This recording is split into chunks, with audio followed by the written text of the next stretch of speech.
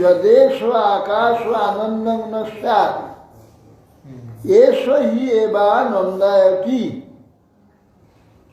যখন তিনি রসস্বরূপী তখন বহির্মুখ লোক তাহাকে কেন দেখিতে পায় না?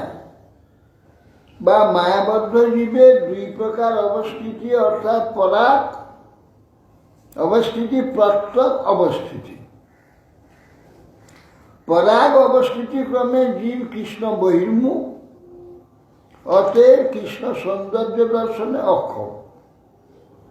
তিনি বিষয়মুখ অর্থাৎ পরাণমুখ, কৃষ্ণের প্রতি তার সাম্মুখ্য যার প্রতি তাহার সাম্মুখ্য হইয়াছে, অতএব কৃষ্ণের রসস্বরূপ দর্শনে তিনি সমর্থ।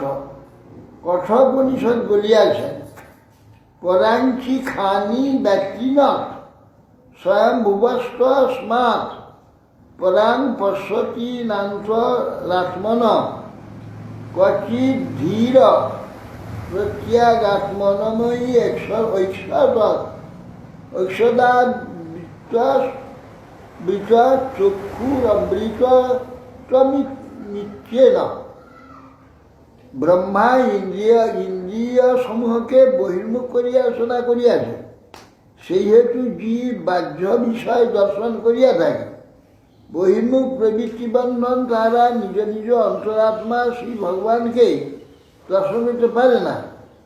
যে বুদ্ধিমান ব্যক্তি নিত্যস্বরূপে প্রতিষ্ঠিত হইতে ইচ্ছুক, তিনি বহির্মুখ দৃষ্টি পরিত্যাগ করিয়া অন্তরস্থ শ্রী ভগবানকে অবলোকন করিয়া থাকে।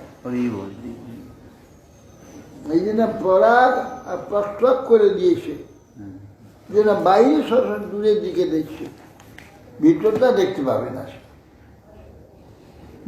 রস বৈষ, এই বেদবাক্যে যে রসমূর্তি কথিত আছে তাহা কি রকম? বাবাজি গোপাল তপনি বলিয়াছেন, গোপবেশং সৎপুণ্ডরিক নয়নং মেঘাভং বিদ্যুতম্বর দ্বিভুজং মৌনমুদ্রাঢ্যং বনমালিমীশ্বর।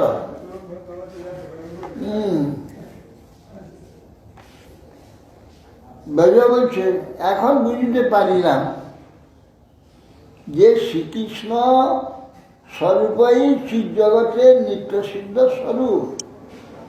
তিনি সর্বশক্তিমান, তিনি স্বয়ং রসস্বরূপ এবং সর্বরসাস্পদ। ব্রহ্মজ্ঞানাদির দ্বারা তাহাকে পাওয়া যায় না। অষ্টাঙ্গ যোগ তাহার অংশে তত্ত্ব পরমাত্মাকে অনুসন্ধান করে। নির্বিশেষ ব্রহ্ম তাহার অঙ্গকান্তি, নিত্য চিৎ সবিশেষ হইয়া তিনি জগতের আরাধ্যতম বস্তু, কিন্তু সহজে তাহাকে পাইবার উপায় দেখি না। তিনি চিন্তাতীত, মানবের চিন্তা বই কি উপায় আছে? ব্রাহ্মণী হই বা চন্দ্রালী হই, তাহার চিন্তা ব্যতীত আর কি উপায় আছে?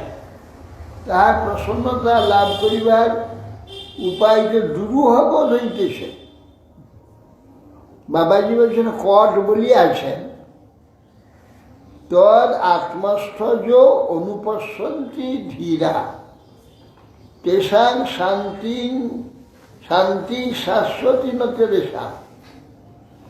ব্রজ, তাহাকে আত্মস্থ করিয়া দেখিতে পারিলে শাশ্বতী শান্তি লাভ করা যায়, কিন্তু কি উপায় তাহাকে দেখিব তাহা তো বুঝতে পারিতেছে না। তো বাবাজি বলছে কট বলিয়াছে,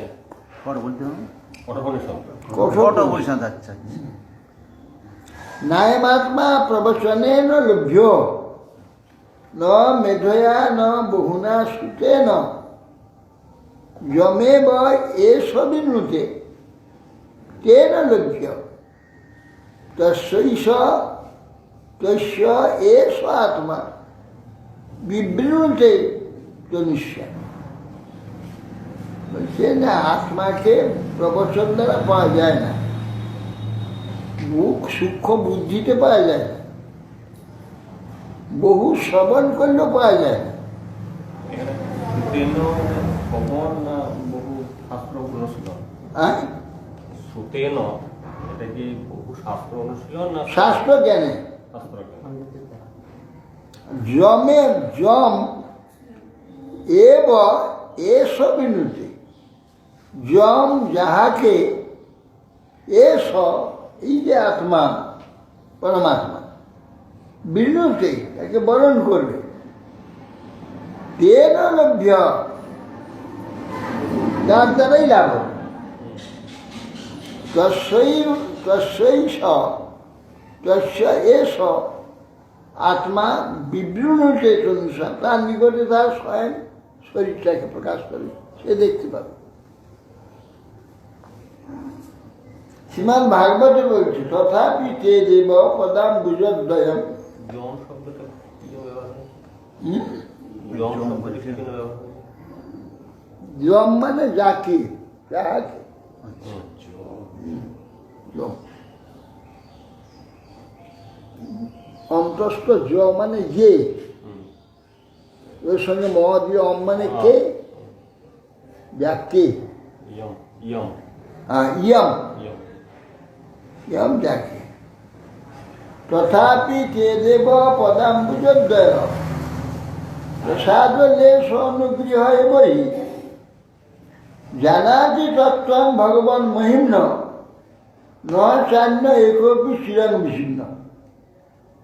বাবা বলছে, আমার প্রভু বড় কৃপাম, আত্মার আত্মা সেই শ্রীকৃষ্ণ অনেক শাস্ত্র পড়িলে বা শাস্ত্রার্থ বিচার করিলে প্রাপ্য হন না, অনেক মেধা থাকিলে অথবা অনেক গুরুকরণ করিলেই যে তিনি লভ্য হইবেন, এরূপ নয়। যিনি আমার কৃষ্ণ বলিয়া তাহাকে বরণ করেন, তাহাকে সেই আত্মার আত্মা কৃষ্ণ তা সচ্চিদানন্দ ঘনস্বরূপ কৃপা করিয়া দেখান। এইসব বিষয়ে অভিধেয় বিচারে তুমি সহজে বুঝিবে। দৃঢ় বিশ্বাস। কৃষ্ণ তোমার হও যদি বলে একবার আমার কৃষ্ণ বলিয়া তো বরণ করেন। হ্যাঁ, মানে দর্শন মানে সোজাসুজি আমাদের একটা ধারণা আছে, জড় চোখেতে যেমন এখানে প্রতিফলিত হয়, রিফ্লেক্স হয়, প্রতিবিম্বিত হয়, তা আমরা দেখি। কিন্তু ভগবানকে দেখবে কিভাবে, তাকে অনুভব রূপে তাকে প্রকাশ করতে, এরকম দেখাটা একটা নিকৃষ্ট, একেবারে নিকৃষ্ট। এই দেখছি এগুলি আদায় হচ্ছে, এটা যখন অনুভব দেখবো, যেদিকে মন ঘুরে এসে দেখা যাবে নিরন্তর হবে। হ্যাঁ, ভগবত দর্শনটা এইরকম। এখানকার দর্শনগুলো চোখে রিফ্লেক্ট হয়, দিয়ে মাথায় যায়। হ্যাঁ, ভগবত দর্শন হৃদয়ে অনুভূত হয়ে বাইরে আসে। হৃদয়ে অনুভূত হয়ে সমস্ত মস্তক, চোখ, কান, শরীর সর্বত্র জুড়ে যায়। আর এইটা দেখবো, যে ছবি পড়বে, মাথায় যাবে, তখন আমি অনুভব করব যে একটা লাল আছে।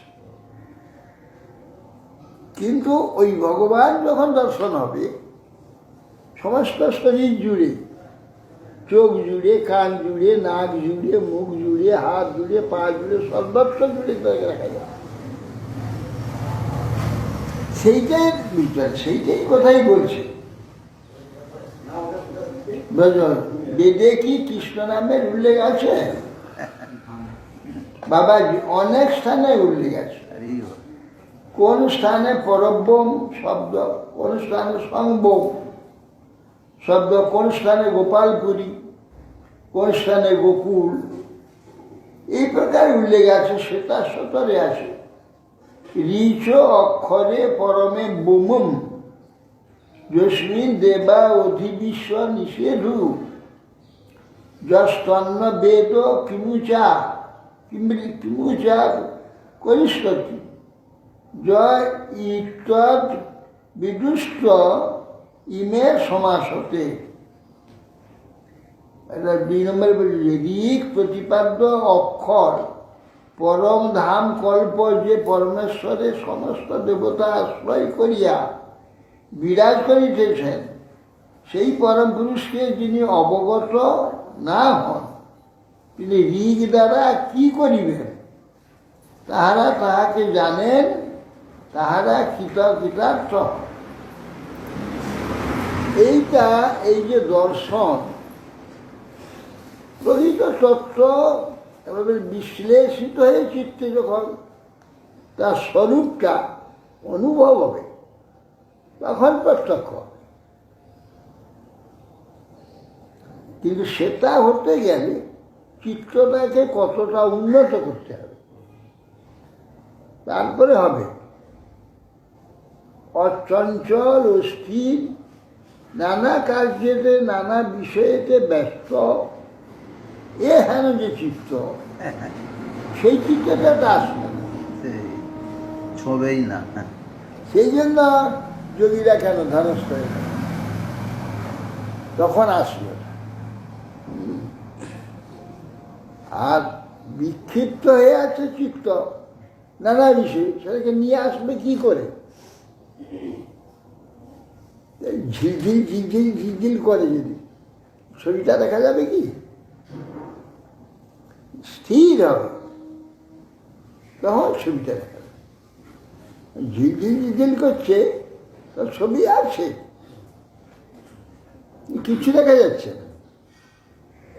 ওটা স্থির হয়ে গেল, না সুন্দর সব দেখা যাবে। তার মানে কি? স্থির হলে চিত্ত সব দেখা যাবে, অস্থির চিত্ততে কিছু দেখা যায়। তো আমাদের এখানে বিষয় মানে অস্থির, আর বিষয়েতে চিত্ত আকৃষ্ট থাকলে অস্থির। সেই জন্য ঠিক ঈশ্বরকে অনুভব করতে পারে না বলে এই বিষয়ে যাচ্ছে, ও বিষয়ে যাচ্ছে, এটা চাই, ওটা চাই, ওটা চাই। কেন না? আসল বস্তুকে পাচ্ছে না।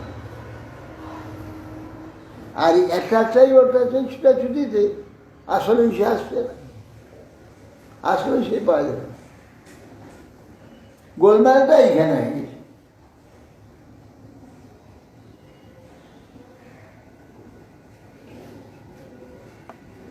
দিব্য বপুরে হিয়েষ বেন্যাত্মা প্রতিষ্ঠিত পুরুষ বধূনি শ্রুতিতে